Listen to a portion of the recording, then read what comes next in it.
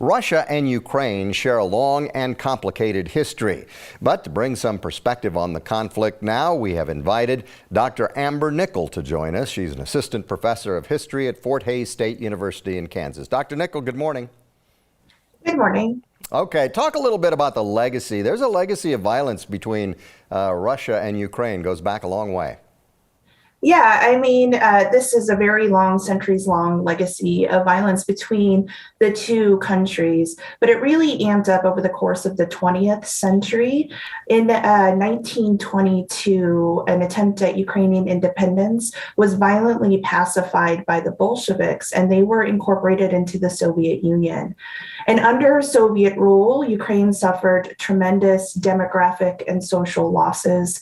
Perhaps the largest known instance of this was an event that occurred in 1932, 33, and into 34 called the Holodomor, which means terror famine or death by famine.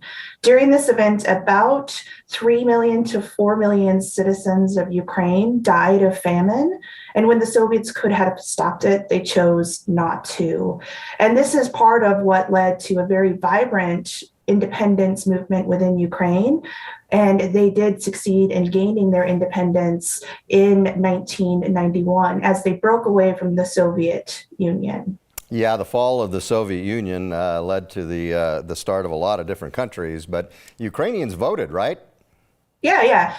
They voted several times. They have continuously voted for independence, for democracy, for their own territorial sovereignty. This, of course, started in 1991. This continued once again in 2004 with the Orange Revolution, when they tried to push back falsified elections for a pro-Kremlin candidate. And again in 2014, when Ukrainians came to the streets to demand democracy and the right to look westward to join the EU. And they have continued to do so to support democracy in the wake of continued Russian aggression in Crimea, Donetsk, and Luhansk, and now in the most recent days in the full-scale invasion of Ukraine. Well, even though Russia is getting a lot of pressure from the sanctions, they are still moving on. How do you see this ending? Do you think Russia will occupy Ukraine? I think that I'm a historian first and foremost, so I don't necessarily do political calculations. This is not something I can answer with any sort of certainty or clarity.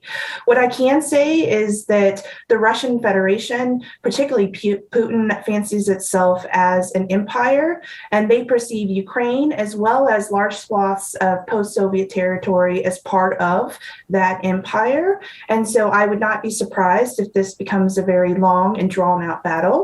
However, Ukrainians are extremely resilient. They are fighting hard. I'm getting messages from friends and colleagues every day inside of the war zone. And I do not think this is going to go the way that Mr. Putin initially had hoped it might. You have been great, Dr. Nickell. Thanks for joining us and adding a little bit of perspective on what we're seeing over there. Appreciate it a lot.